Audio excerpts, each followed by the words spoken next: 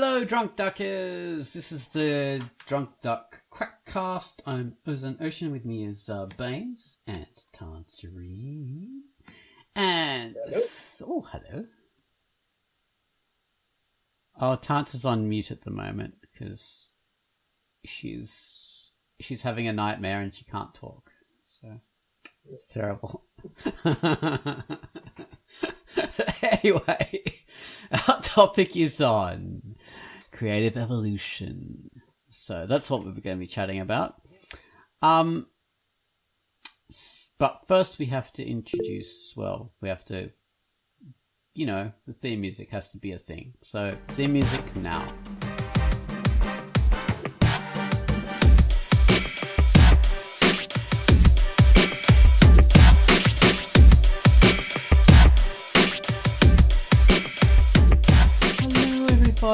That was our little theme music. I hope you like that. I like it every single time. It's groovy. I'm Ozone Ocean. With me is Baines and Tance. Of course, we've already introduced ourselves, and we're talking about creative evolution. How has the Quackcast changed? How does your creative output change over time, and why does it change? These are interesting questions. Fascinating. And we're going to discuss that. We're going to go deep into this subject. But first, we're introducing the featured comic. Quackcast decided to feature this beautiful little comic called Somewhere in the Universe. So, Quai, tell us about Somewhere in the Universe.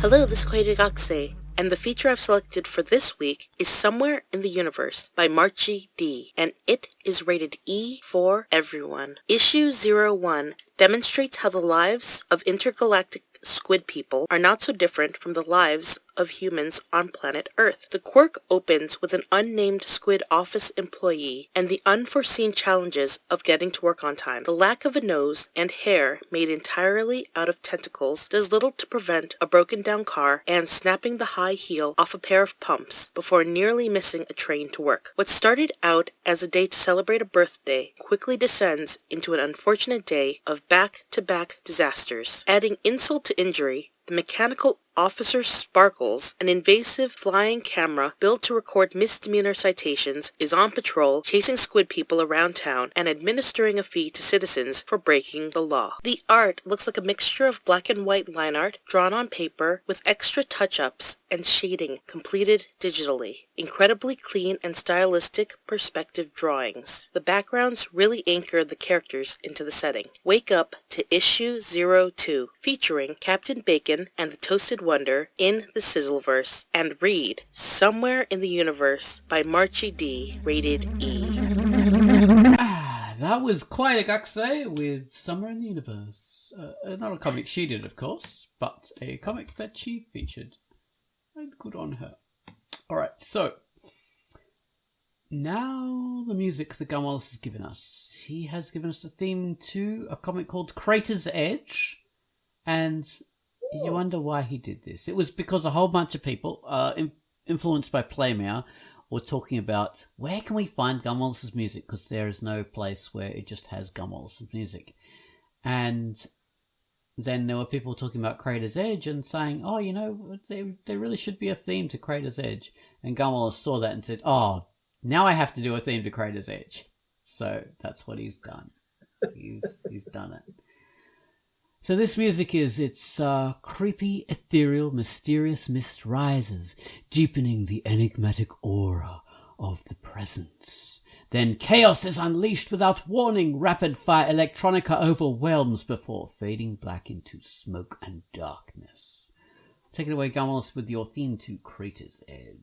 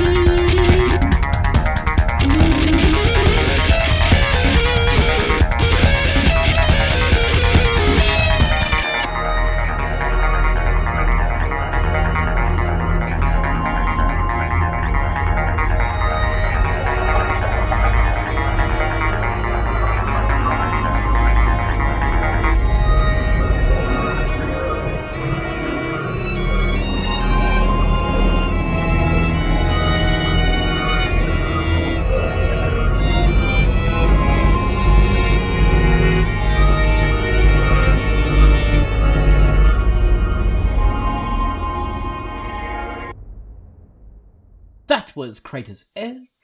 Gumball's theme to it, of course. And Crater's Edge is a comic by Jason Moon, who we think won the cover for the Drunkduck anthology, but we're not sure. So if he did, congratulations on that, Jason. If you didn't, well, you should have. So there you go. Either way, you're cool.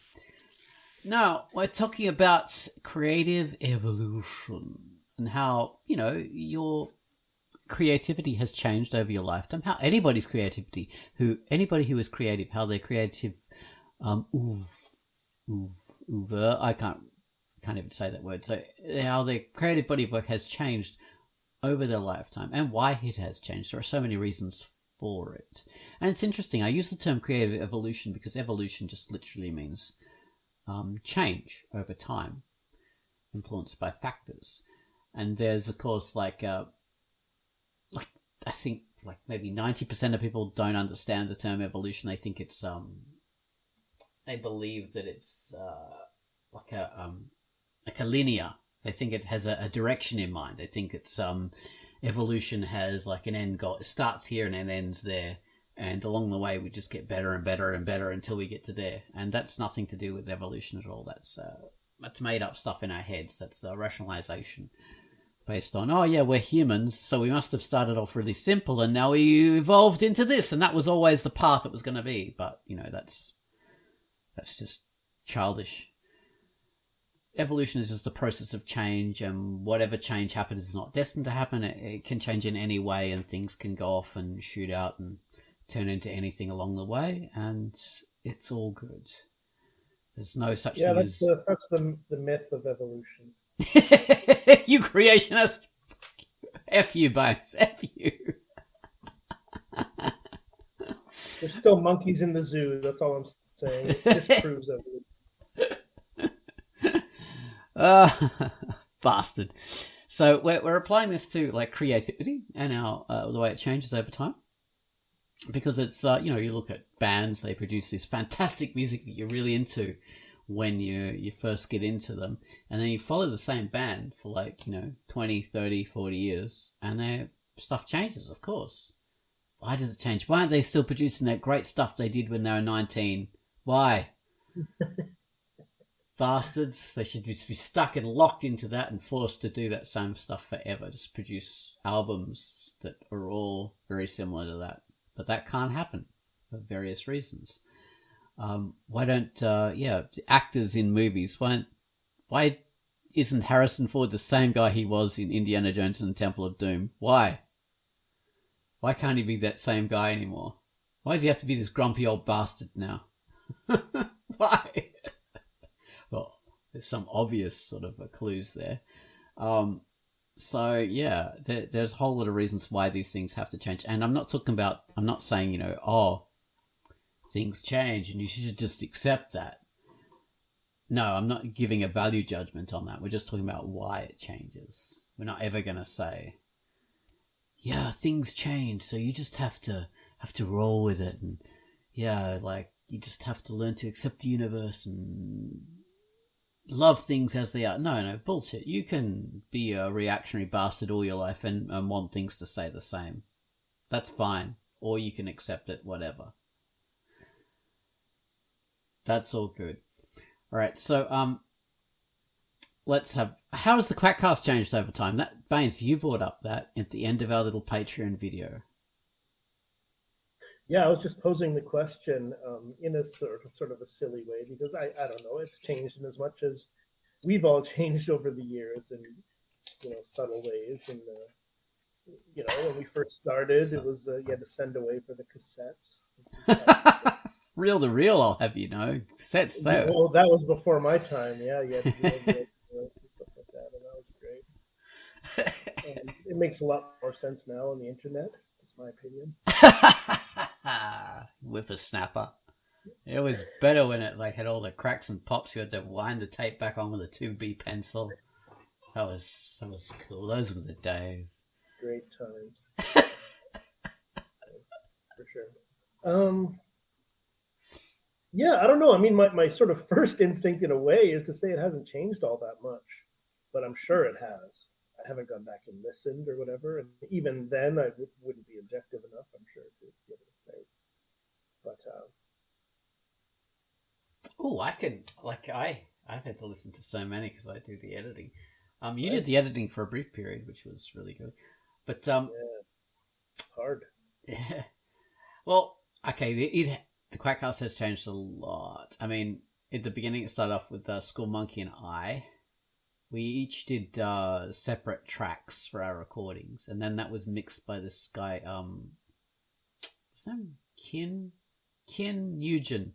He worked at Wowio, and he was like, Wowio made us do these Quackcasts. Oh.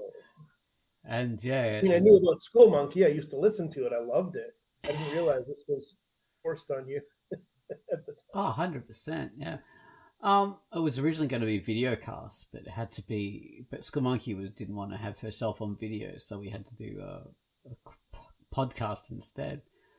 So yeah, it has changed a lot. So Kin did the editing and did it in a certain way, and there were certain things we had to do and stuff like that. And then Wowio tanked, and I just continued them with School Monkey because I'm one for consistency and keeping on going no matter what happens. That's still true. Yeah, you do. You keep it going. So it changed. Oh, go on. I'm sorry, I'll cut in just briefly. Like I remembering when I listened to it, and I always enjoyed it. When you did features, you would both comment on the same comic. The same two comics, I think. You did one, she did one. You would have the positives, and then you'd both do critiques. Yeah. Things to improve kind of thing. I think that's, I mean, obviously it's different now, but you alternate features with Kawaii. It's quite different. Yeah, well, that's a good point. Our idea then was to be, we shouldn't, we've already done like a written feature of this thing. We shouldn't just do more positive stuff. We should do something more constructive. And that was fair enough for that because we were just sort of feeling our way. But as time went on, I thought, this just means I have to do twice the work because then I have to write something about someone else's feature, which is a pain in the ass. So I have to go and look at it and review it. But it also wasn't really the purpose of a feature. The purpose of a feature is to be a teaser reel it's a promo thing to get someone interested in it. We don't want to tell them how bad this is or how much it can be improved. We want them to be excited and interested in it. So yeah, that was part of the reason we stopped doing that. So yeah, well, it was a good idea for the time, but had its place. So our creativity evolved. And then the Quackcast became just Ozone by himself for a brief period of time. Talking about myself in third person there. Because School Monkey quit. She would occasionally guest, and then Baines, you came on to help edit because you were a mega fan, and you just offered to help edit School Monkey and I. And then when she left, I was is that what it on my was? own. Yeah. Okay. I don't even remember that. I remember you asked me to do a guest. You guys were not available, so I did a guest episode. I was working on the, was it the radio drama? But I was just drawing some pages for it. Mm. The radio drama we were doing. And, we did to do an episode on the radio drama. You asked me and Eisenbach to do an episode talking about the radio drama. Oh, cool. So it was just she and I, and then after that, you asked us or asked me to be on the podcast. To be on it, yeah, and that was amazing when you came on. That was like, oh my, because being by myself for a while, it's like, oh my god, this is just so freaking awful. And then when you came on, it was like, oh, breath of fresh air, yes, this is working again. I can continue this. Life has been reinvigorated into this whole concept. So that was amazing. And yeah, then we had, interviews with various people, interviews with a whole range of different people. And we had one of our earlier guests was Pitface. So Pitface had come on, and then Pitface said, I really want to bring Tance on. I really want to bring Tance in. And then we thought, okay, sure, go for it. And then we brought Tance in, and it was like, oh my God, this is how it should be. This is working finally. So yeah. It was like the Power Rangers all coming together, and we formed Voltron. Oh, that was before Power Rangers or whatever. Voltron was formed, basically. And it there was we like are. Ringo steps in. But that feels wrong because that makes Tense and Pit Ringo, and I don't mean to do that. I love Ringo. But just that it completed the picture. You know, it's like, oh, this is what it should be. Well, I like... I don't have anything against Ringo, honestly. Ringo's awesome. Peace and love. Peace and love. I like Led Zeppelin, so you're basically Robert Plant and John Paul Jones joining Jimmy Page and John Bonham. Finally, it was the super group, the mega group. Titans of rock. Joining us. I don't know which one's John Paul Jones and which one's Robert Plant. Who cares? It was all of us. And we were an epic group after that. But yeah, so that was a massive change for us. And over the years, like, you know, we've gotten, like, my editing style got a bit more honed, and also my speaking style, because like I'm just like this. I do the intros and everything like that, so I got a bit more like mechanical, a bit more commercial in the way I do stuff. Hey, here's the feature. Hey, here's the featured music. All that kind of stuff. So it just becomes routine, easy to do. Plus I mark off the time signatures, so it's way more easy to do editing and all that kind of stuff. But then Pitface left us to do all her creative other things. You know, she's off sword fighting and something else, whatever. So, yeah. This is now this little team of three, the Holy Trinity. And we're even stronger than before, I think. We are. So, yeah, we obviously have had a lot of changes. And they've been... Oh, the other big change was we had to, like, really work on funding funding the whole lot, because we're community managed now.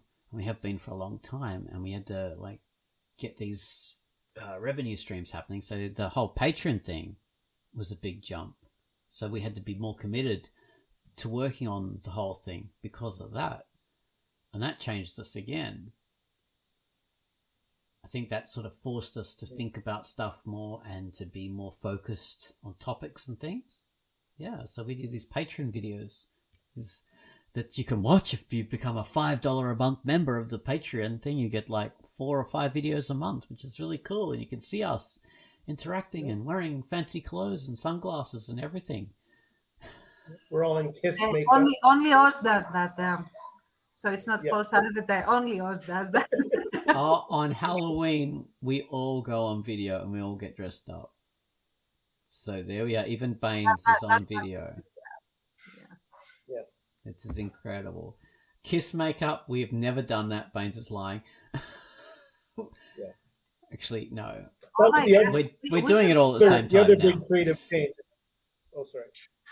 Sorry. I was just saying that we should at some point coordinate the Halloween thing and just do something that is like a common theme, or like we dress up as something that is for 3 people. I don't know what that could be.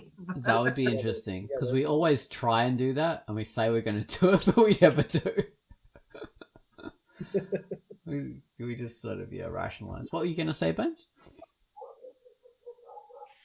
I said, well, this tied into what you were saying earlier about lying about the Kiss makeup. That was the main change I've made, other than just decaying and getting worse, is I lie about everything. You do. I mean, your humor has become a lot more that base, like comedic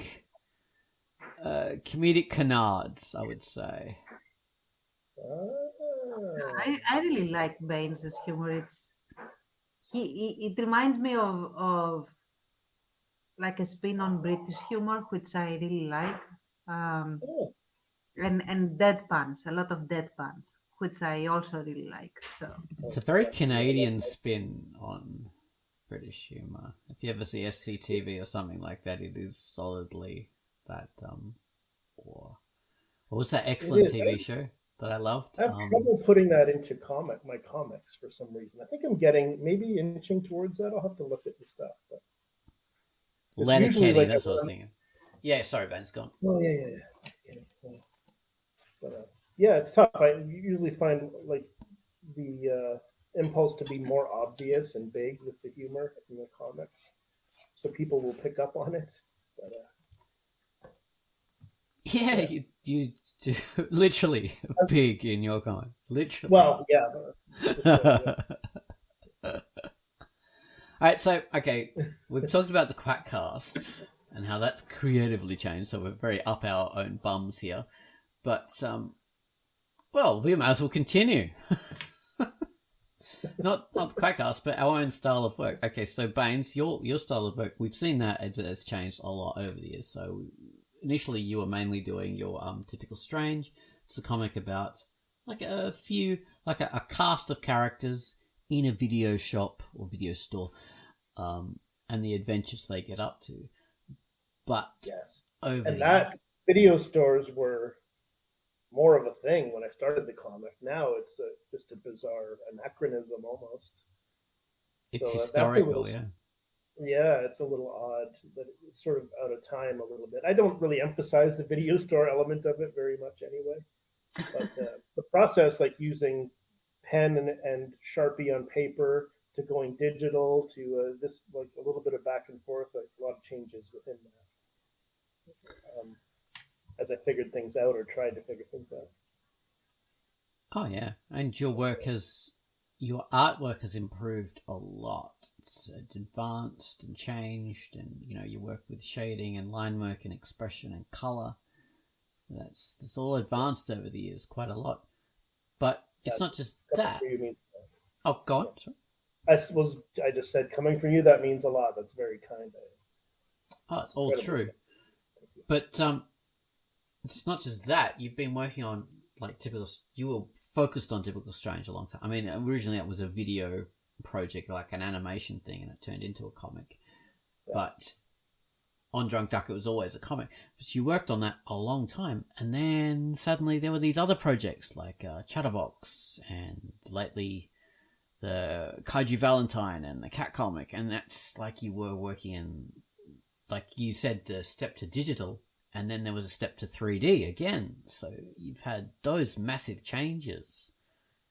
Yeah, that's just been in the last few years. And with sort of encouragement from Gene Joke, actually, our friend on the Duck, he does all the 3D comics. And he was, whenever I would bring it up to him, because I was trying to learn the basics of 3D, he was very much in favor of it. He's like, yeah, do a 3D comic. Do it. So, yeah, that's been a huge change in the last few years. Doing that, and that's so much fun. And having it on Patreon as well, which is another thing. Yeah. So that's a very different. Yeah. A couple years old now, yeah. Which is it's great. I'm a millionaire. No, but just having it, and actually, you know what? The best thing about it is it forces you to keep going. Yeah, because I could leave stuff for months if I didn't have that. I'm like, I have to get at least do something, at some point, somewhat consistently. Yeah. Same here. Like I made the Patreon basically so that I would stay on schedule and be consistent in updates. That's really what it is about. And that's quite interesting because with you, Tance, it started with your, like, you'd been doing Without Moonlight for many years, and then suddenly Without Moonlight was on Patreon, and then you finally finished the current book of Without Moonlight, and then you started your new comic entirely through Patreon. I mean, it's not entirely; it's on Drunkduck as well, but it was on Patreon at the same time as it started on Drunkduck, or just before, which meant that was a very different thing from Typical Strange, from Without Moonlight. Damn it, that started on Drunkduck. So yeah, that was incredible. Yeah, and honestly, the entire thing was that initially, and I guess you can see that in my past pages, in the first like 5 chapters or something of Without Moonlight, updates could take anything from like a week to 3 months between them, or even more sometimes. And that was taking a long time. And I wanted to tell the story, and I wanted to have some kind of accountability that would motivate me to just, start updating and just complete the first part of the story, because I wanted to go on to the next parts of the story. And the only thing I could think of was, okay, if I get a Patreon, I will need to make updates. It's gonna be like a quote unquote job, in the sense that not because people pay me, but because I have some people that are going the extra mile to support me. So I have to be like, to show I appreciate it. So that's how that started. And it has worked for me. It has worked a lot. That's been amazing. It really, really had like accelerated the whole thing, because then suddenly, like you say, it was like every now and again, sometimes quicker, sometimes slower, but suddenly we had this regular kind of mechanical like progress towards the end of that story, and that was really good. It built up more kind of anticipation and more drama because it was so regular. So it was a massive help. And I mean, I finished, I don't know, 4 chapters in like a third of the time I finished the previous 4 chapters. Yeah. So there's that. Wow. So everyone needs a Patreon. There you go. Yeah. And then It starting works. your other comic. Yeah. Which I'm not. Verdant. Verdant. I'm starting Verdant, your other comic, which I'm wild about. And thank you. Verdant is, speaking of evolution and creative evolution, I had to make Verdant. It came out of left field. I honestly never had really an intention to make a fantasy comic, because it is a pain to draw and I don't know how to draw magic. But I had to do it because I have no way of exploring what I want to explore in Verdant. I cannot do it in Without Moonlight. Without Moonlight has a very specific range, and I want to tell very specific things through Without Moonlight. So what I really am exploring in Verdant can only be done in Verdant. So that's how this happened. I really needed to do that. And so yeah. I don't know if that makes sense, the way I'm talking about it. yeah, But it does. Yeah, definitely does. Yeah. It's I mean, even though style. Without Moonlight is it has fictional characters in it. It's set in real history. A lot of real world context and events to it. Whereas Verdant is a fictional world. It's a whole other side of you and everything else. And it's like, it can have all the characters are larger than life in a sense. even the, like, not just the witches, that I'm having lots of fun drawing a really diverse, really different characters between them. But even the non-magic, the non-witch characters are going to be quite, I'm hoping at least, quite striking. Like now we're going to move to the other guys, the despotate and what they are doing. So I'm hoping that they are going to be impressive as well. So and Okay. yeah, it's still going to be political because it's me. There is no way for it not to be political, and it's going to make a lot of political statements. But it it goes beyond like a historical event that people know happened. It is lots of historical events all crammed into this thing. Right. Oh, like a fictional version inspired by various Yeah, real yeah, events. You mean? Okay. Yeah. yeah. It's basically going to be a religious war. It is a religious war. It is a war between two different, let's say, sects of the same religion, and how that works for them, I guess.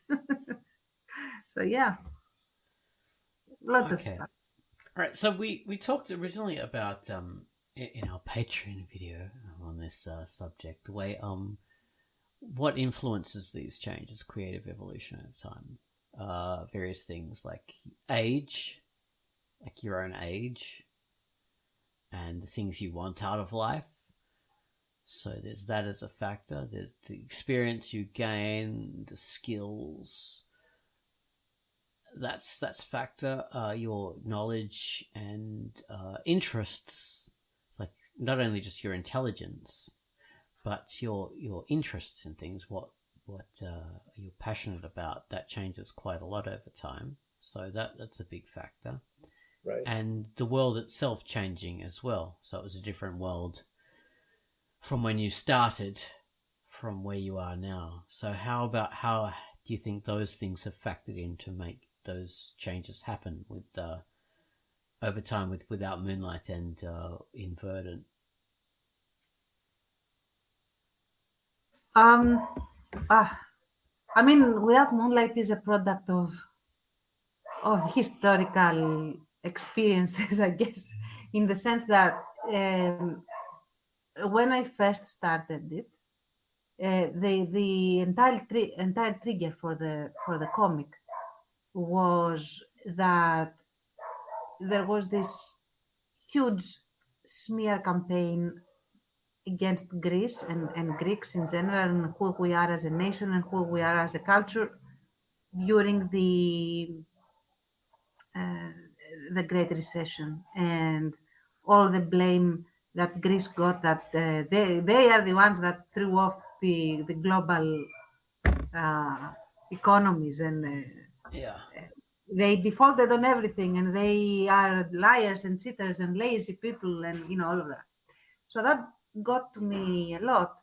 Especially, I remember there was this entire coordinated sequence of, Greeks did nothing after antiquity, and they have contributed nothing to modern history, which is not true. Yeah. And I said, okay, I'm going to make a comic showing who we are and what we contributed in history. And the biggest thing I could think of was to show a part of the theater of World War II that is very underrepresented in art, in international art. So that's how it happened, and then it evolved, because then I said, okay, since I'm here, I want to explore our political malingering and problems, and Where it I'm going started. to, yeah, and I'm going to, since I am here because of our predicament in the 2010s, how did we get to the 2010s? Let's start exploring that. So that's how that's how it became a thing, because I wasn't going to explore, the historical personalities as much. I was going to just do a short short representation of how it felt to be under occupation and how people reacted and resistance and stuff like that, but then finish it. But then I said, no, I'm going to represent the historical as objectively as possible without embellishments on any side of what happened in Greece and why we are the way we are and how history evolved in Greece and got us to where we are now. Because that's where it started. It started with the occupation. And with that, Moonlight was born, as it is now. Oh, it's Uh, fantastic. it influenced you, yeah. So this life influences. That's interesting. It reminded me of saying Pinky TA, like my creative influence in the beginning was like finishing my Bachelor of Art in the 90s at university, and it was a whole bunch of painting series because I was a painter only, and not into comics at all. I didn't really want to do comics or have any kind of affinity for them at all. But these art lecturers kept on saying, you should do comics instead, you should tell this story in a comic. I'm going to fail you if you don't do a comic. Literally, that's what one of the guys said to me. Wow. So I was forced to put my painting series into a comic form, and that was how Pinky TA was born. I mean, Pinky TA was born in the painting series, but as a comic, it was born then. And ever after, I had, done little bits of drawing, and I'd done more pages since, the late 90s. And into the early 2000s, I did a bit more. And I was just sort of telling an ongoing story based on things I loved, like anime-looking women, barely nothing, because that's like that anime influence. Also Tank Girl, also Aeon Flux, all those different things I was into. I was just putting it into a thing like battleships, which is cool, and motorbikes and helicopters and all those stuff that I thought was visually interesting. But a mecha as well. And, finding out about webcomics in the 2000s, and then, doing my own, turning it into a proper webcomic, not just as a physical comic, which was really cool. But I was just telling these random stories, not based on any particular, like, wanting to tell a story like Tance is doing. But as things went on, I sort of did not have like the creative drive to do stories based on kind of just making them up out of nothing, and there had to be some kind of external influence, which sort of happened as I went on, and especially in the last story of Pinky TA that I've told. That whole story was based on what happened with Drunkduck and how with Wowio and Drunkduck. So yeah, that was all about that, having to like be like having almost no resources, but being forced to create something out of that regardless, and making it a success, and doing it despite all these problems and issues, and actually getting a workable thing out of it. That was all sort of based on this whole Wowio and Drunkduck thing that was happening at the time. So yeah, that was the influence behind that part of the story. But in the beginning, I didn't really need that kind of stuff, because it was just based on like creating stories to justify the visual stuff that I wanted to make, like showing explosions and this and that, and cut, whatever. People in 1920s clothing, just because I have to be into stuff, so I justified it by making a story, and I justified it. But yeah, that sort of changed. Yeah. So there you go, the Pinky TA evolution. That's fantastic. What do you think is next for Pinky TA? Just as a side. Well, what I've wanted to do for ages is do Pinky TA. Two things. I want to do like a beginning story of Pinky TA. So I want to do like when Pinky was younger, and how she met Cece, how she met all these other characters in the very beginning. Even if that doesn't like really fit in the way the story's going, I just want to do it anyway because everybody always does that. And well, not people don't always do that, but when people have the freedom, they do it, and it's fun. So Pinky as a child, meeting Cece as a child, maybe them being friends and having a big falling out, and then being enemies, something like that. So I want to do that, and I also want to do like Pinky's granddaughter and how she's. I want to do Pinky in her 50s or 60s. So I want to have her, in the world that's changed. So she's in a world at the moment that's at war, and there's all the exciting things happening in deserts and snow and all this kind of stuff. I want to do her out of the war, how all that's changed. And I want to do her in a Cold War situation. So she's, in her 50s, in her 60s, something like that. And the world is very different. It's like, say you guys remember back in the 90s, back in the 80s, when you'd watch movies and stuff like that, there'd be this Cold War kind of feel, and there'd be these people within this, they'd go to the Soviet bloc, the Warsaw Pact countries, and everything would be very like, oh, I can't talk, and all this kind of stuff. I want to do that in a story of Pinky as being a 6-year-old woman. So that will be interesting. Oh, God, I can't wait to read that one. I don't want to have her granddaughter in there being the action girl. So Nice. I really want to read that myself. That sounds awesome. Yeah, it does. just gotta push myself to create it. Yeah, so there you are. That's Pinky in the future. Pinky as a annoying little kid, and Pinky as a mature lady. So So I wonder if will the prequel end up being your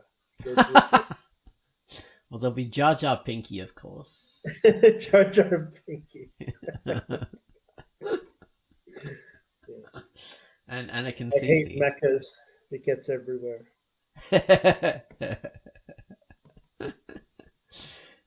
Precisely. You'll see where it all began. Her hatred of sand and mecha. So there you go. Yeah. Oh. And yeah, I mean, like, other things have changed though, because these days I do Bottomless Waitress. And that was a thing that started out on the Quackcast. You and I, Baines, we were talking and we decided to do this, but we just decided to do it. We thought, yeah, we got to do it. Yeah, let's do it. And we actually did it. And we've been doing it like for ages now. Yeah. And Yeah. you as the writer, me as the artist, and you've since taken up, like, you've become more confident enough that you actually do thumbnails and you'll plot out the actual artwork, which is really cool. So you're having more of that work there. And my art style has changed quite a lot, because in Bottomless Waitress I do cell shading, which is a style I originally came up with. I mean, I invented cell shading. No, of course You not. invented it? Oh, that was It brilliant. was idea. me. It was all me. So I started doing it as a way of simplifying my art style, because my art style was needlessly complicated. I spent freaking ages, and the cell shading was a way to do it a lot quicker, which sort of worked. You know, I can do pages way quicker than I used to. Mhm. But that's been a real significant change, because the art has become more cartoony and more pop arty kind of style, more classically comic looking in a way. I do like huge eyes on their faces and exaggerated expressions and things like that. So yeah, it has changed a whole lot over time, and that's even influenced my art style. Oh, what else influenced my stuff in Pinky TA was I started gradually. In the beginning, I was pen and paper. Like, I would do it like on A2 sheets. A2? Yeah, huge big sheets of paper, gigantic sheets. I'd draw this all out in pencil, and then I'd ink it, and then I got tired of inking because that would ruin my artwork, I thought, so I just did pencil.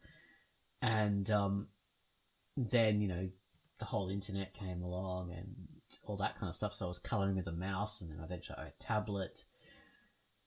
And then I thought, oh, this middleman stuff, scanning pages in, is a pain. That ruins my artwork. It reduces quality, and it's an extra step. So I learned how to draw directly on the tablet and then just colour directly on the computer.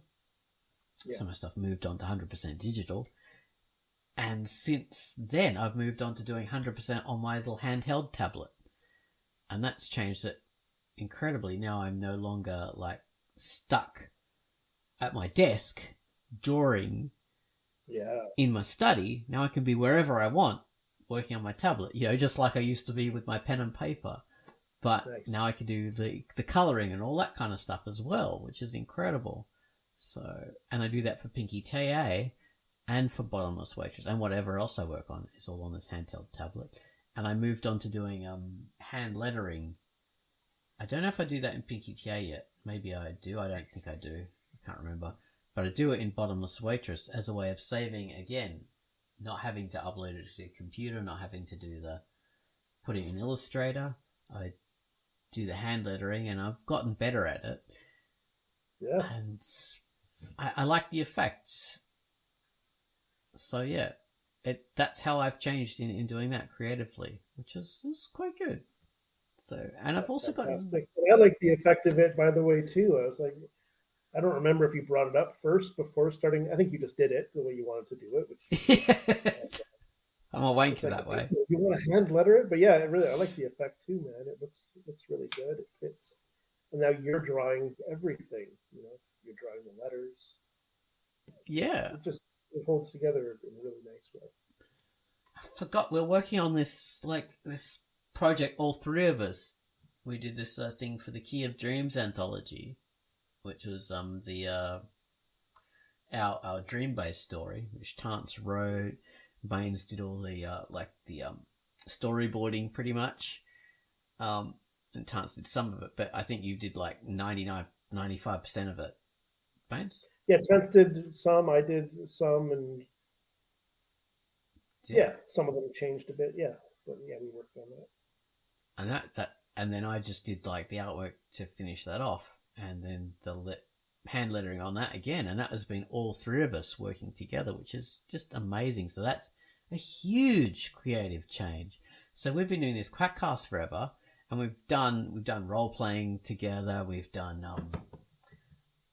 creative writing together, like as we did sometimes, and now we're working on this comic, which is like a natural evolution for us, I suppose, because we're all individually comic artists, and Baines and I have worked together, Pitface and Tance have worked together, and like Tance and Pitface had also done some pages of Bottomless Waitress, and now we're all three of us working on a project together, which is like destined to be, and that's amazing. I'm really loving it. So I hope we do more projects together. Yeah, absolutely. So everyone who listens to this Quackcast is going to have to buy the Key of Dreams anthology to see our comic. Yeah. Well, when it's done and it comes out, we'll definitely talk about it. It's not called the Key of Dreams anthology. Our story is Key of Dreams. Yes. The anthology is just dreams. The anthology will be called A Flock of Dreams. Are you lying? No, I'm not lying this time. It's true. I can't tell. A Flock of Dreams. No, it is true. See, this is why you don't lie, people. I guess. I don't believe anything Baines says. No, that's probably a good idea. But this one happens to be true. As a wolf is going to eat you very soon, Baines. Yeah, exactly. Yeah, I'm in trouble. But we'll talk about it when the thing comes out. Whenever it is done and comes out. Probably I'm getting closer with the art. Getting closer to finishing it. Tance advised me to email the artwork to Gene Joke the other day, which I did. Yes. And Gene Joke said, "Don't worry about that. As long as it takes you to finish, that's fine. I want everyone to do a great job." So he was absolutely cool with excellent. Yeah, it's progress. So yes, you'll enjoy Key of Dreams. We've got amazing writing, amazing actions there, and having such fun with the artwork. So phenomenal artwork, really gorgeous. Thank you.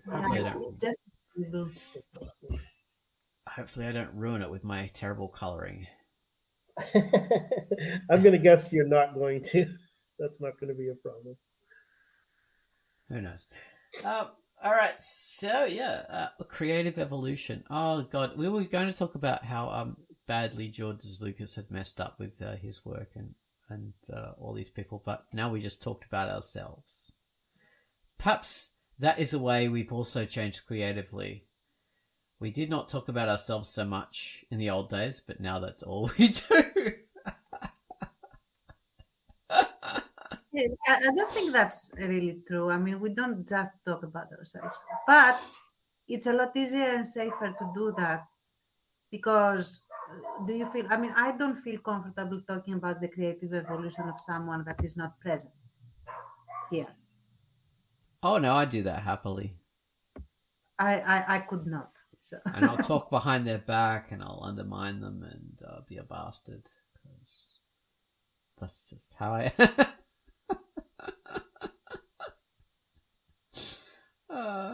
It's easier to talk about yourself. That's a big thing.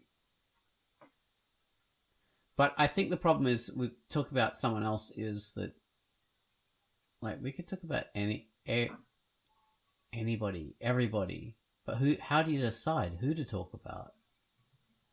Like, who is a good exemplar? Because there's just so many. It's unlimited. Okay, let's have a go of it. Let's pick someone. Okay, George Lucas. No, not George Lucas. My brain's telling me no, but my mouth is saying it, forcing me to talk. No, not George Lucas. Steven Spielberg. There we go. There's someone who's safer. So the opinions aren't so, controversial on that guy. So he started out with these very janky movies, Duel and Jaws. They were like very typically 1970s kind of stuff, very raw. And since then, he's evolved into being someone who is like, oh my God, he is Hollywood royal. He is the absolute royalty. He is emperor level royalty of Hollywood. And he produces these amazingly slick pieces of cinematic, like mechanical marvel that he does now that bear no relation to the Duel and Jaws, and that kind of stuff. It's so far different to that kind of stuff. And why has that change happened? Well, that change happened because he got massively successful on some of those early works, so he was able to get a lot more money to work on the other things in the future. He has had massive failures in that timeline, but money was the biggest factor because of popularity and success. But interestingly, what some other directors say, like the aforementioned George Lucas, he hasn't really fallen into the trap of, I know what to do, I'm the genius, I'm successful because I'm great, I'm popular because I'm amazing, that's why I'm popular. I think he's always worked collaboratively, so he's never gone too far up himself. That way he's always able to produce good things because he's able to be told, actually, George, no, not, what's his name again? Stephen. Actually, this isn't so good. Actually, you need a bit of help here, or actually, yeah, this. So he's kept himself grounded all through that time, but money and success has been a big factor. So he's always, like, if he wants to do something now, he can do it. He doesn't have to fight for it like a lot of other directors. And he produces other people's work. And, he has a massive influence on the whole cinema industry as a whole. Like with DreamWorks, that studio, they produce like marvelous like 3D animated stuff, and they competed. They used to compete with Pixar, and those two companies forced each other to do even better work. So, and I'll say that, like, I'm not a fan of Steven Spielberg. Like, I acknowledge that objectively he has done some really influential things and amazing things, but I'm not like a massive fan of his stuff. But I do acknowledge that you know, he's been around and he has had massive influence. So anyway, that was an example. We've got like 4 extra minutes. You guys want to weigh in on that? You know, you can't approach this idea. I mean, he definitely has gone through changes. Like he sort of was trying to build a career and make a name and tell an exciting story for audiences, maybe in his early movies. And I love Jaws greatly. I love Raiders of the Lost Ark and Temple of Doom and Last Crusade. He did become known for being sentimental. Like people would talk about Disney endings, they would talk about Spielberg endings, Spielbergian kind of happy endings and stuff like that. And then he would kind of depart from that, doing things like what's that Eric Bana movie that he did about the assassination attempt on what the heck was it called? It's a very grim, dark, gritty movie. Shocking that it's a Spielberg movie. Well, he did Schindler's List, which was Schindler's List, but this was another one that I'm blanking on the name. But yeah, he has departed from that. He is a little more flexible.